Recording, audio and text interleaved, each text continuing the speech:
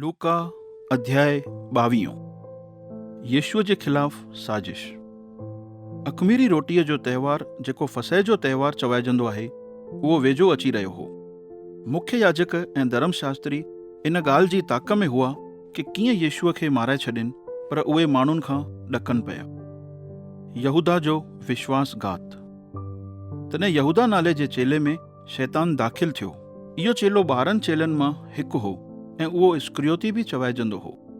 उहो मुख्य याजकनि ऐं मंदर जे पहिरेदारनि जे सरदारनि वटि वञी उन्हनि खां सलाह मशवरो करणु लॻो कि कीअं यीशुअ खे उन्हनि जे हथां पकड़ाए। तंहिं उहे ॾाढो ख़ुशि थिया ऐं यहूदा खे पैसा ॾियण जे लाइ राज़ी थी विया। सो यहूदा उन्हनि जी ॻाल्हि मञी वरिती ऐं उन खां पोइ यहूदा इन मौक़े जी ताक में रहणु लॻो कि जॾहिं भीड़ न हुजे त उन वक़्तु हू यीशुअ खे उन्हनि जे हथां पकड़ाए। चेलनि सां गॾु फसह जो आख़िरी भोॼन। अख़मीरी रोटीअ जे त्योहार जो ॾींहुं आयो जंहिंमें फसह जे त्योहार जे मेमने जो बलिदान चराइण ज़रूरी हो। यीशु पतरस ऐं यूहन्ना खे इहो चई करे मोकिलियईं, वञो ऐं असांजे लाइ फसह जे त्योहार जी रोटीअ जी तयारी कयो ताकी असां उहो खाई सघूं। उन्हनि यीशुअ खां पुछो, तूं छा थो चाहीं कि असां किथे उन जी तयारी कयूं? तंहिं यीशुअ उन्हनि खे जवाबु ॾिनो, शहर में गिरंदे ई तव्हांखे हिकु माण्हू पाणीअ जो भरियल मटको खणी वेंदे मिलंदो। उन जे पोयां पोयां वञिजो ऐं जे घर में उहो दाख़िल थिए उन घर जे मालिक ॾे वञी करे चइजो, गुरुअ पुछो अथई कि उहो महिमान खानो किथे आहे जिते मां पंहिंजे चेलनि सां गॾु फसह जे त्योहार जी रोटी खावां। उहो मालिक तव्हांखे घर जे मथे माड़े ते हिकु वॾो सॼो सजायल कमरो ॾेखारींदो। उते फसह जी रोटीअ जी तयारी कजो। उहे चेला विया ऐं जीअं यीशुअ उन्हनि खे चयो हो उन्हनि उते सभु कुझु उहो ई पातो। सो उते उन्हनि फसह जे त्योहार जी रोटीअ जी तयारी कई। प्रभु भोज। जॾहिं उहो वक़्तु आयो त यीशु प्रेरितनि सां गॾु रोटी खाइण वेठो। उन संदनि खे चयईं, मुंहिंजी केॾी त दिलि जी चाहत हुई कि तकलीफ़ुनि खे भोगण खां पहिरियों मां फसह जे त्योहार जी इहा रोटी तव्हां सां गॾु खावां। छोकी मां तव्हांखे चवां थो, जेसिताईं कि परमेश्वर जे राज में इन जो सही मतिलबु पूरो न थी वञे तेसिताईं मां इन खे वरी न खाईंदुमि। इन खां पोइ यीशुअ कटोरो खणी परमेश्वर जो धन्यवाद करे ईअं चयईं, इन खे खणो ऐं पाण में विराए छॾियो। छोकी मां तव्हांखे चवां थो कि अंगूर जो रस उन ॾींहं ताईं मां वरी न पीअंदुमि जेसिताईं परमेश्वर जो राज न अचे। उन खां पोइ यीशुअ रोटीअ खे खणी करे परमेश्वर जो धन्यवाद कयईं ऐं रोटीअ खे तोड़े करे चेलनि खे ॾींदे ईअं चयईं, इहो मुंहिंजो शरीरु आहे जेको तव्हां जे लाइ ॾिनो थो वञे। मुंहिंजी यादि में ईअं ई कंदा कयो। साॻे ई तरीक़े सां यीशुअ रोटीअ खां पोइ कटोरो खणी करे ईअं चयईं, इहो कटोरो मुंहिंजे खून खे थो ॾेखारे। इहो कटोरो मुंहिंजे खून जे द्वारा स्थापना कयल नई वाचा आहे ऐं इहो तव्हां जे लाइ वाहियो थो वञे। पर ॾिसो, मूंखे पकड़ाइण वारो मूंसां गॾु रोटी खाइण वेठो आहे। माण्हूअ जे पुट जे बारे में पवित्र शास्त्र में जीअं लिखियलु आहे उहो त उन सां थींदो ई, पर हाय उन माण्हूअ ते जेको हुन खे धोखे सां पकड़ाए थो। सो चेला हिक ॿिए खां पुछण लॻा, असां मां उहो केरु आहे जेको इहो कमु करण वारो आहे? वॾो केरु आहे? इन ते बहस। चेलनि जे विच में इन ॻाल्हि ते बि बहस थिए पई कि असां सभिनीनि मां कंहिंखे वॾो सम्झियो वञणु खपे। यीशुअ उन्हनि खे चयईं, जेके राजा ऐं अधिकारी परमेश्वर खे नथा सुञाणनि उहे पंहिंजे प्रजा जे मथां हुकुम हलाईंदा आहिनि, पर उन खां पोइ बि पंहिंजे पाण खे भलो कंदड़ सॾाईंदा आहिनि। पर तव्हां में ईअं न हुजणु खपे। जेको तव्हां मां वॾो आहे उहो नंढे वांगुरु ठहे ऐं जेको नेता आहे उहो सेवक वांगुरु ठहे। भला वॾो केरु आहे, जेको खाइण वेठो आहे या उहो जेको संदसि जी सेवा थो करे? छा उहो न जेको खाई रहियो आहे? पर मां तव्हां जे विच में नौकर वांगुरु आहियां। तव्हां उहे आहियो जेके मुंहिंजी तकलीफ़ुनि में मूंसां गॾु रहिया आहियो। जीअं मुंहिंजे पिता मूंखे मुक़ररु कयो आहे कि अधिकार सां गॾु राज कयां, उअं ई मां बि तव्हांखे मुक़ररु थो कयां ताकी तव्हां मुंहिंजे राज में मूंसां गॾु वेही करे मेज़ ते खाओ पीओ ऐं सिंघासन ते वेही करे तव्हां इज़राइल जे 12 कुलनि जा फ़ैसिला कयो। पतरस जे इनकार करण जी भविष्यवाणी।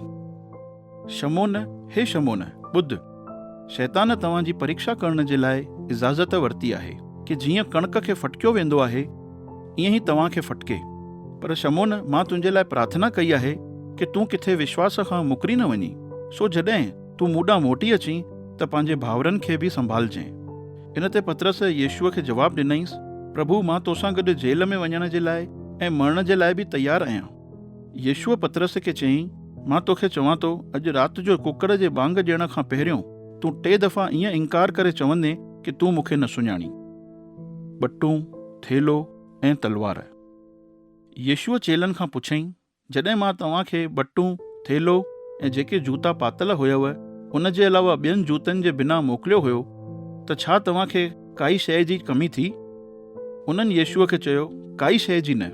इन ते यीशुअ उन्हनि खे चयो, पर हाणे मां तव्हांखे चवां थो, अगरि तव्हां वटि ॿटूं हुजे त खणो ऐं थेलो बि, ऐं अगरि तव्हां वटि तलवार न हुजे त पंहिंजा कपिड़ा बि विकिणे करे उन खे ख़रीद कयो। छोकी मां तव्हांखे चवां थो, इहो ज़रूरी आहे कि पवित्र शास्त्र जो इहो लेख मुंहिंजे बारे में पूरो थिए कि उन जी ॻणप पापियुनि सां गॾु थी।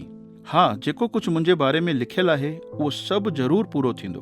तंहिं ते चेलनि यीशुअ खे चयऊंसि, प्रभु ॾिस, हिते असां वटि 2 तलवारूं आहिनि। हुन चेलनि खे जवाबु ॾिनो, काफ़ी आहिनि। जैतून पहाड़ ते यीशुअ जी प्रार्थना। यीशु शहर खां ॿाहिरि वञी करे पंहिंजी आदत मुजिबि जैतून जे पहाड़ ते वियो। संदसि जा चेला बि हुन सां गॾु विया। यीशुअ उते पहुची करे उन्हनि खे चयईं, प्रार्थना कयो ताकि तव्हां प्रलोभन अचण जे वक़्तु किथे उन में किरी न पओ। उन खां पोइ यीशु थोरो ई परते चेलनि खां अलॻि थी वियो ऐं गोॾनि भर अची करे प्रार्थना में ईअं चवणु लॻो, हे पिता, अगरि तूं चाहीं त इहो दुख जो कटोरो मूं वटां हटाए छॾ, पर त बि मुंहिंजी न, तुंहिंजी इच्छा पूरी थिए।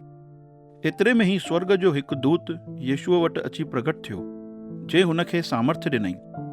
यीशु उन पीड़ा जी वजह सां अञा बि लगन सां प्रार्थना करणु लॻो ऐं हुन जो पसीनो ॼण रत जे टेपनि वांगुरु ज़मीन ते किरणु लॻो। जॾहिं यीशु प्रार्थना करे उथियो ऐं पंहिंजे चेलनि ॾांहुं मोटी आयो त उन्हनि खे दुख जे करे सुम्हंदे ॾिठईं। यीशुअ उन्हनि खे चयईं, तव्हां छो सुम्ही रहिया आहियो? उथो ऐं प्रार्थना कयो ताकि तव्हां प्रलोभन अचण जे वक़्तु किथे किरी न पओ। यीशुअ जो धोखे सां पकड़ायो वञणु। यीशु अञा ॻाल्हाए ई पियो त उते हिकु भीड़ अची पहुती ऐं उन्हनि जे अॻियां अॻियां यहूदा इस्करियोती हली रहियो हो, जेको 12 चेलनि मां हिकु हो। उहो यीशुअ जे पासे में आयो ताकि उन खे चुमी ॾे। इन ते यीशुअ उन खे चयईं, हे यहूदा, छा तूं चुमी ॾेई करे माण्हूअ जे पुट खे धोखे सां पकड़ाइण आयो आहीं? जॾहिं चेलनि इहो ॾिठो कि भीड़ यीशुअ खे गिरफ़्तार करण थी अचे त संदसि खां पुछऊं, प्रभु, छा असां तलवारूं हलायूं? पोइ चेलनि मां हिकिड़े त महायाजक जे दास जे मथां वार करे उन जो साॼो कनु कटे छॾियईं। तंहिं ते यीशुअ चयईं, बसि, घणई थियो, ऐं उन दास जे कन खे छुई करे ठीकु कयईंसि। उन खां पोइ मुख्य याजक, मंदर जे पहिरेदारनि जा सरदार ऐं पुरनिया जेके यीशुअ खे पकड़ण जे लाइ आया हुआ, उन्हनि खे यीशुअ चयो, छा तव्हां मूंखे डाकू सम्झी करे तलवारूं ऐं लठूं खणी गिरफ़्तार करणु निकिता आहियो? मां त रोज़ तव्हां सां गॾु मंदर में हूंदो हुउमि ऐं उन वक़्तु त तव्हां मूंखे गिरफ़्तार न कयव, पर हाणे इहो तव्हांजो समय आहे ऐं इन जे मथां अंधकार जो राॼ आहे। पतरस जो यीशुअ खे सुञाणण खां इनकार करणु। तॾहिं उन्हनि यीशुअ खे गिरफ़्तार कयो ऐं उन खे महायाजक जे घर में वठी आया ऐं पतरस कुझु फ़ासिलो रखी उन्हनि जे पोयां पोयां हलणु लॻो।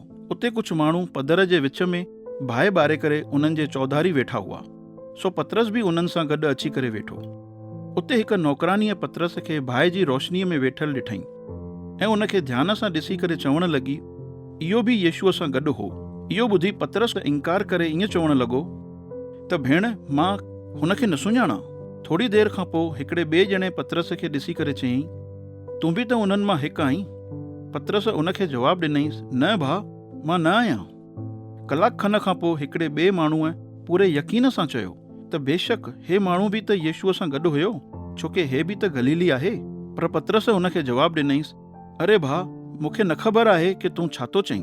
उहो अञा इहो चई पियो त ओॾीमहिल ई कुकड़ बांग ॾिनी।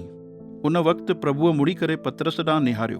तॾहिं पतरस खे उहा ॻाल्हि यादि आई कि प्रभुअ उन खे चयो हो कि अॼु कुकड़ जे बांग ॾियण खां पहिरियों तूं 3 दफ़ा मुंहिंजो इनकार कंदे। उन खां पोइ पतरस उतां ॿाहिरि निकिरी वियो ऐं वञी ज़ोर ज़ोर सां रोअणु लॻो।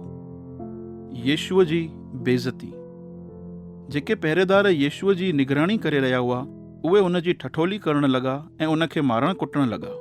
उहे यीशुअ जी अखियुनि ते पटी ॿधी करे संदसि खां पुछणु लॻा, भविष्यवाणी कर, असां मां कंहिं तोखे मारियो? उहे यीशुअ जे विरोध में ॾाढियूं बुरियूं ॻाल्हियूं चई करे हुन जी बेइज़ती कंदा रहिया। यहूदी महासभा जे साम्हूं यीशु। जीअं ई सिजु निकितो त पुरनिया, मुख्य याजक ऐं धर्मशास्त्री पाण में अची गॾु थिया ऐं उन्हनि यीशुअ खे यहूदी महासभा जे अॻियां पेश कयूं।